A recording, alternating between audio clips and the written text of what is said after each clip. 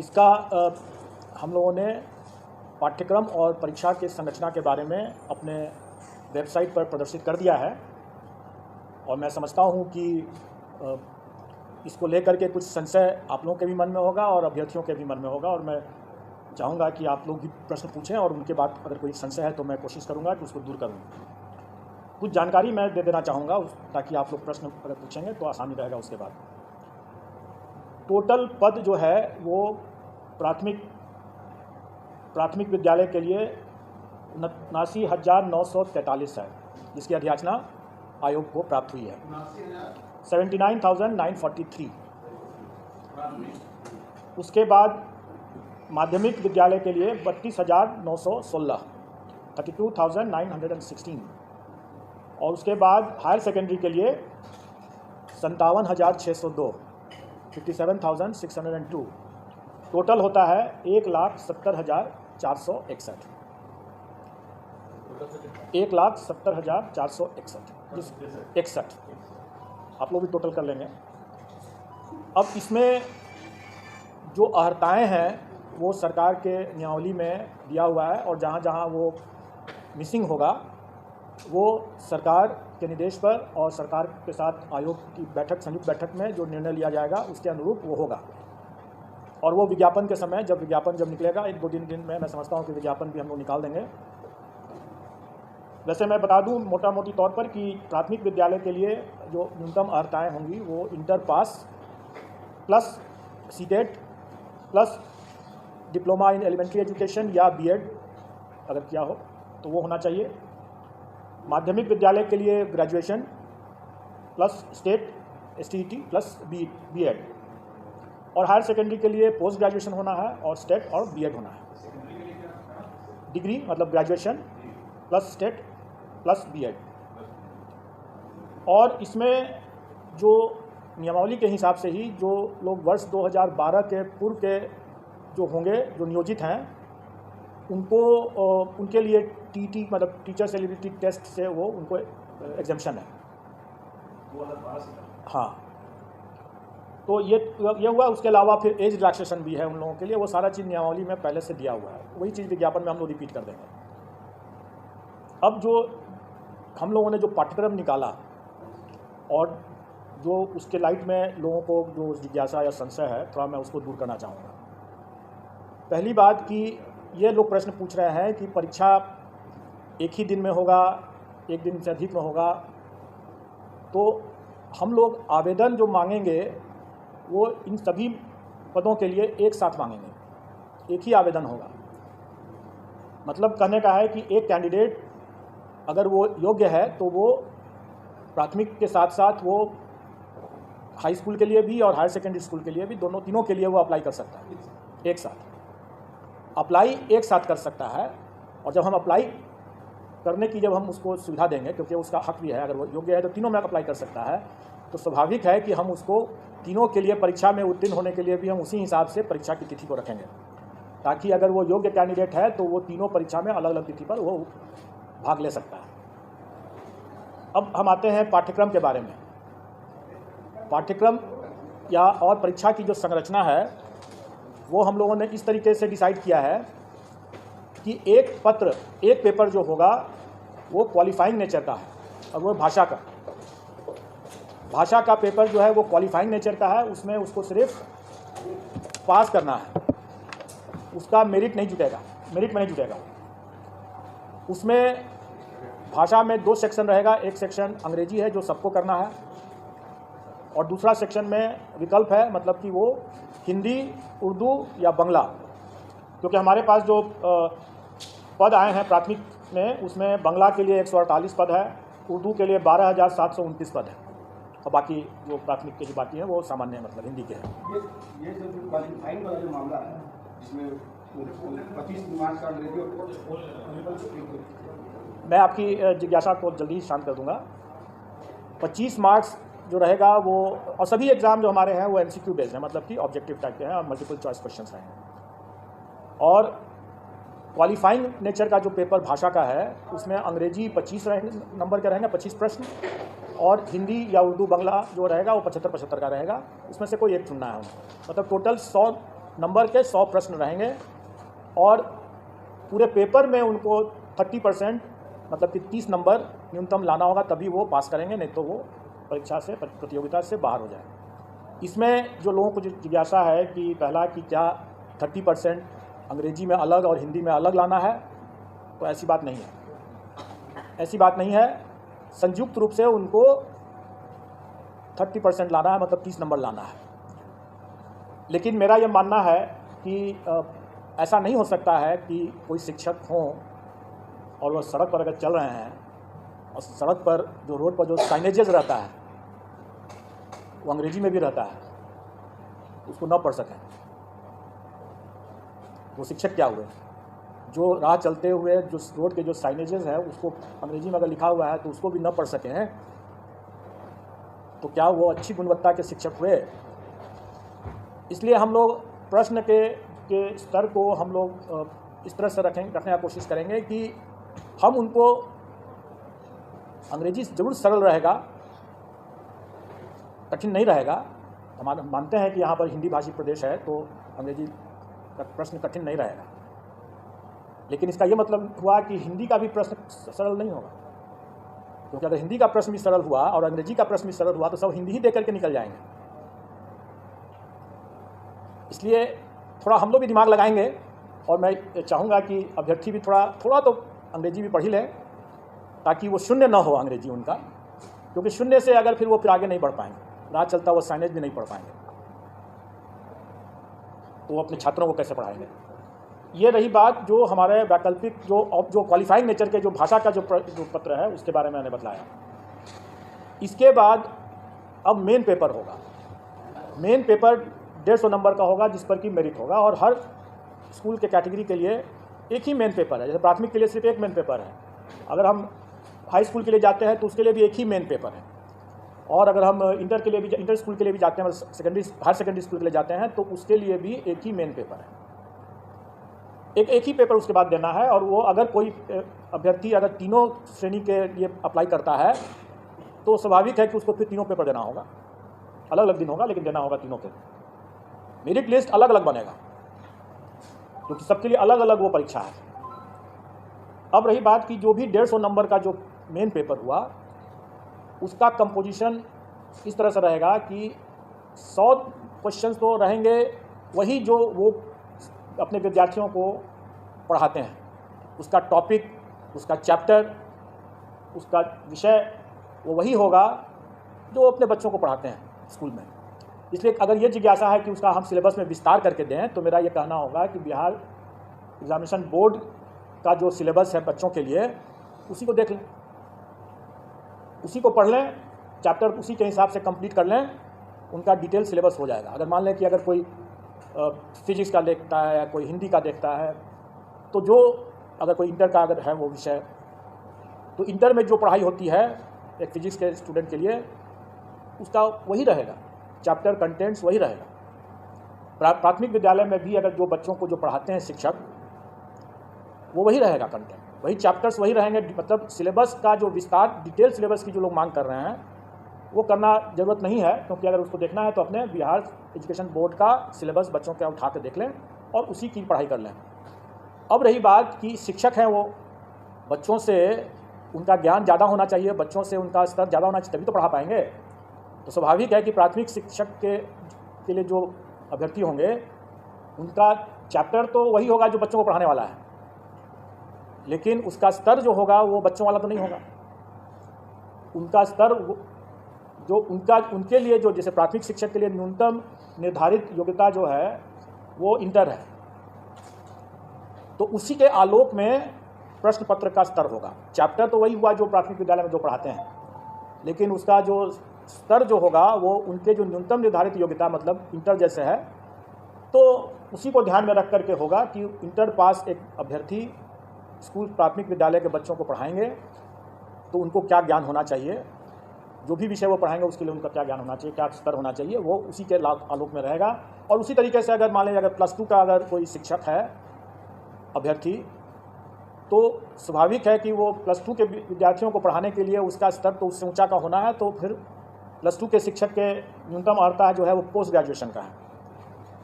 तो post graduation का है तो हम लोग उसी के आलोक में कि वो इंटर के बच्चों को पढ़ाने वाले हैं, पोस्ट ग्रेजुएट अभ्यर्थी हैं, तो प्रश्नों का स्तर क्या होना है वो उसी के हिसाब से हम लोग तय कर लेंगे।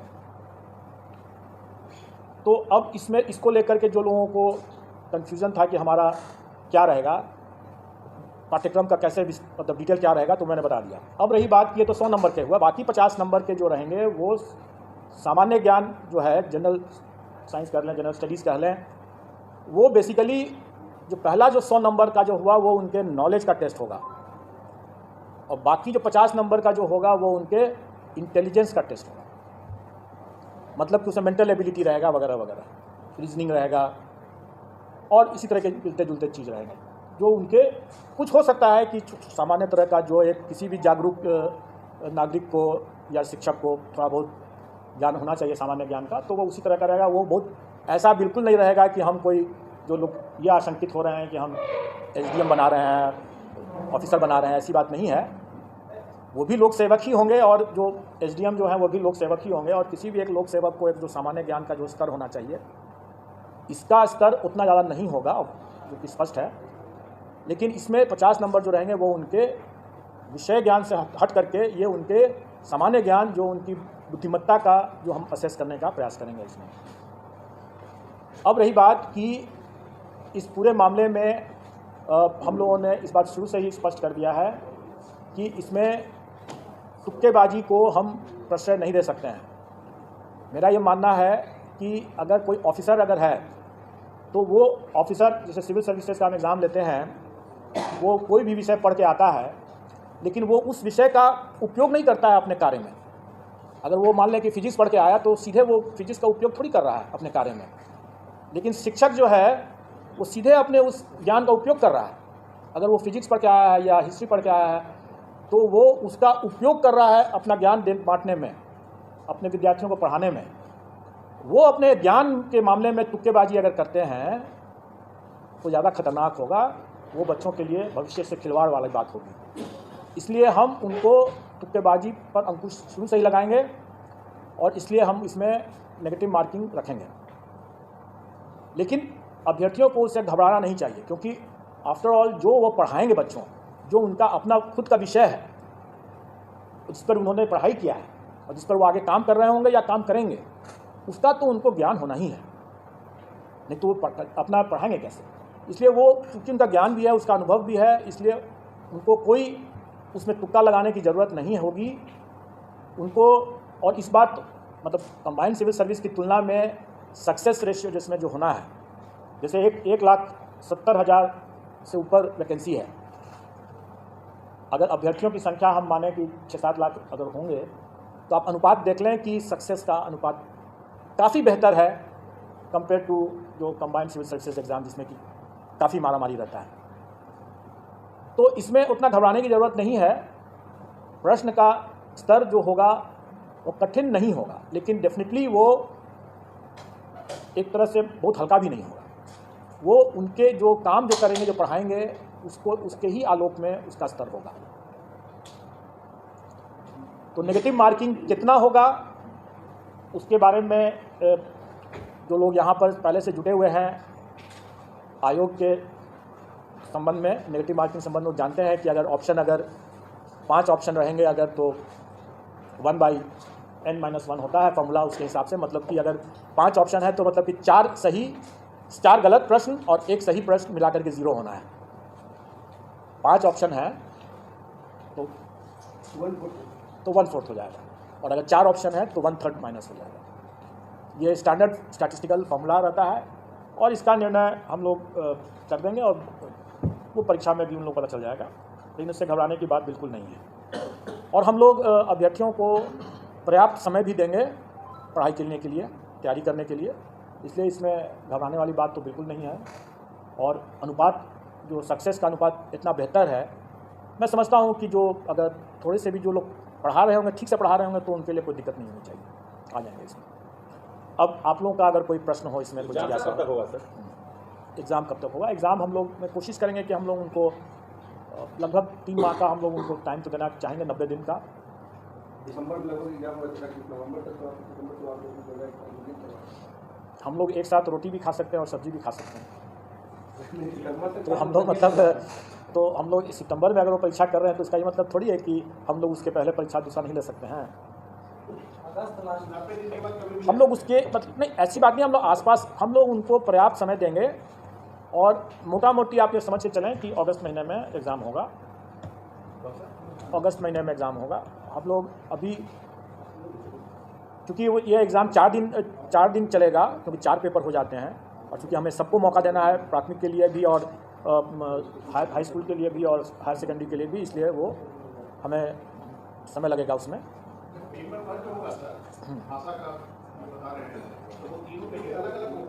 नहीं, वो तीनों के लिए एक होगा, इसलिए आपको वो सरल होगा, वो सरल होगा। हम लोग चाहेंगे कि जो हमारे शिक्षक हैं वो अपने भी मतलब सर उठा करके चलें, और आप लोग भी जब जाकर के जब कभी चेक करते हैं आप बोल पाते हैं कि उनको मतलब एक स्पेलिंग नहीं है अपना, रविवार शनिवार तक नहीं जानते हैं, तो फिर बड़ा दुखद लगता है कि वैसी नहीं होगी बात। बस उतना ही जानना है उनको, क्योंकि उसके बाद जो अपने विषय के जो हैं वो अपने विषय के तो ज्ञाता हैं ही। इसका सिलेबस क्या होगा सर, भाषा का? वही तो मैं बता रहा हूँ कि ये एक सामान्य होगा। अगर मान लें कि अंग्रेजी की बात अगर करें तो वो कम से कम अगर अंग्रेजी का अखबार उठा करके पढ़ तो सकें, 4 लाइन कोई लिखा हुआ है तो उसको समझ तो सकें कि क्या लिखा हुआ है, उतना ही भर है, सामान्य है। कोई हम उसमें उनसे शेक्सपियर के बारे में नहीं पूछने वाले हैं।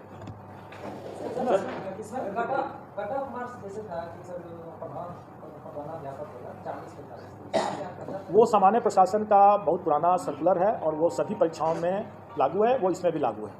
सर अभी इंग्लिश पेपर की बात कर रहे थे, तो जहाँ तक मेरे नजरिया है कि ग्रामीण क्षेत्र में बहुत कम ऐसे टीचर जो इंग्लिश पढ़ाते हैं, गवर्नमेंट स्कूल में इंग्लिश का साधन नहीं है, तो लोग कैसे पढ़ेंगे, कैसे पेपर दे पाएंगे? देखिए, जैसे आप शायद पता नहीं थी कि नहीं थी, मैंने बताया कि क्या ग्रामीण क्षेत्र के लोग पटना नहीं आ रहे हैं, आ रहे हैं। और सड़कों पर आजकल पटना के सड़कों पर आप देखेंगे कि साइनेजेस जो हैं काफ़ी अंग्रेजी में लिखे हुए हैं। जितने व्हाट्सअप जो होते हैं, बहुत से व्हाट्सअप तो अंग्रेजी में भी लिखते हैं ना। सीनियर टीचर जो है, कोई एक अगर हम बिहार के भविष्य के लिए बात कर रहे हैं, हमारे बच्चे क्या उनकी सीमाओं से बच्चे की भी जानकारी या उनका जो ज्ञान जो है बाधित हो जाए, नहीं होना चाहिए। हम उनको अंग्रेजी पढ़ाने के लिए नहीं कह रहे हैं, क्योंकि वो अंग्रेजी विषय के वो शिक्षक नहीं है, इसलिए अंग्रेजी वो नहीं पढ़ा रहे हैं, लेकिन उनको इतनी जानकारी तो होनी ही चाहिए ना जो अपने, क्योंकि वो अगर प्राथमिक विद्यालय के अगर शिक्षक है तो वो सब कुछ पढ़ा रहे हैं। हाई स्कूल के हैं तो अलग बात है, फिर तो विषयवार हो गया, फिर उसको अंग्रेजी के अलग विषय के शिक्षक होंगे। 25 नंबर है अंग्रेजी में, 75 है हिंदी में, हम अंग्रेजी नहीं बना, 75 सिर्फ हिंदी तो आपने सुन, मैंने इसके बारे में जवाब दे दिया है, मैंने इसके बारे में जवाब दे दिया है, इसलिए आप उसको आप समझ लें। सर एक चीज़ है सर, इसमें कहा जा रहा है सर, जो बीएड और ये सब का जो क्वालिफिकेशन रखा गया, ट्रेनिंग से रिलेटेड क्वेश्चन क्यों नहीं सर रखा? Yes, good question. मैं बता दूं, आप जो तीनों स्तर के, क्योंकि अभी मेरे पास मध्य विद्यालय की वैकेंसी नहीं आई है, इसलिए मैं मध्य विद्यालय के बारे में नहीं बता रहा हूँ, अभी कुछ तय नहीं हुआ है, उसका जब आएगा तो उस समय देखा जाएगा। लेकिन अभी जितने भी स्तर लेवल के विद्यालय के शिक्षकों के बारे में मामला है, सब में देखेंगे कि अनिवार्य अर्हता में सीटेट, एस्टेट ये है या बीएड डीएलएड है। ऐसी स्थिति में उन परीक्षाओं में प्रशिक्षण संबंधित कैसे पेडागोजी जो कहते हैं उसके संबंध में या चाइल्ड डेवलपमेंट के बारे में ऑलरेडी उसकी परीक्षा वो टीचर्स एबिलिटी टेस्ट में दे चुके हैं। तो अब फिर से उसी चीज़ के अगर हम लेने लगे हैं तो फिर आप ही लोग कहेंगे कि जब उसमें जब ले चुके हैं तो फिर इसमें भी वही चीज़ ले रहे हैं, तो नई परीक्षा की क्या ज़रूरत है? नई परीक्षा की ज़रूरत इसलिए है क्योंकि जो अभ्यर्थियों की संख्या अगर 6 लाख है और अगर हम उसमें से 1,70,000 ही को हमको अगर लेना है तो स्वाभाविक है कि हम मेरिट बेस्ड ही हम सिलेक्शन प्रोसेस करेंगे। अब रही बात कि पेडागोजी जो है या चाइल्ड डेवलपमेंट सीडीपी जिसको कहते हैं, चाइल्ड डेवलपमेंट पेडागोजी की बात जो कहते हैं, ये ऐसा चीज़ है जिसके लिए वो पहले से एलिजिबल हो, वो अपनी पात्रता पहले से प्रमाणित कर चुके हैं। दूसरी बात कि ये ऐसा मामला है कि वो भविष्य में, क्योंकि वो टीटी करके आए हुए हैं, वो जब स्कूल में जब जाएंगे वहाँ भी और भी अनुभव ज्ञान अभी हासिल करेंगे, उनका उसमें निखार आना ही है। उस पर हमको एक बार जब एलिजिबिलिटी टेस्ट कर चुके हैं उस बिंदु पर, तो दोबारा हमको उसी बिंदु पर उसकी परीक्षा लेने का कोई मतलब नहीं है। ये भाषा वाले में आप जनरल लोग या इंग्लिश और हिंदी दोनों होना चाहिए, लेकिन अगर कोई बंगला का स्टूडेंट है या उर्दू का स्टूडेंट है, उसके लिए क्या वो भाषा का क्या? वही तो मैं बताया ना कि हिंदी ऑब्लिक उर्दू ऑब्लिक बंगला। हिंदी ऑब्लिक, अगर 10% बाइलिंगुअल रहेगा या हिंदी केवल? देखिए, प्रश्न पत्र जो हमारा जो सब्जेक्ट का जो रहेगा वो बाइलिंगुअल रहेगा, लेकिन नेचुरली अगर हिंदी का प्रश्न अगर है, का पेपर है, तो हिंदी में ही सिर्फ रहेगा। अगर इंग्लिश का है तो फिर उसमें हिंदी तो नहीं रहेगा। जो लैंग्वेज का जो विषय का जो पेपर रहेगा वो उसी लैंग्वेज में रहेगा, वो बाइलिंगुअल नहीं रहेगा। को लेके बिहार में तो अब तक परीक्षाएं हुई है, इसमें महिलाओं को विशेष छूट दिया गया है कि 85% छूट दे दिया है, 85 मार्क्स है, तो क्या वो छूट आप जारी रखेंगे या फिर 90 का है? देखिए, जो मिनिमम क्वालिफाइंग जो कट ऑफ है वो सरकार के द्वारा पहले से निर्धारित है, उसमें महिलाओं के लिए अलग है, सामान्य के लिए अलग है, वो उसका पूरा आप लोगों को ज्ञान होगा, हमारे पाठ्यक्रम में भी वो परसेंटेज लिखा हुआ है। अब रही बात कि सरकार ने इस बात जो नियमावली जो बनाया है उसमें प्राथमिक विद्यालय के शिक्षकों के लिए में शिक्षकों के पद पर महिलाओं के लिए आरक्षण जो है 50% से रखा है, 50% रखा है, जो अन्य में 30% या 35% है। अन्य में जो पहले से है वो सही रहे, और प्राथमिक विद्यालय के केस में 50% आरक्षण महिलाओं के लिए।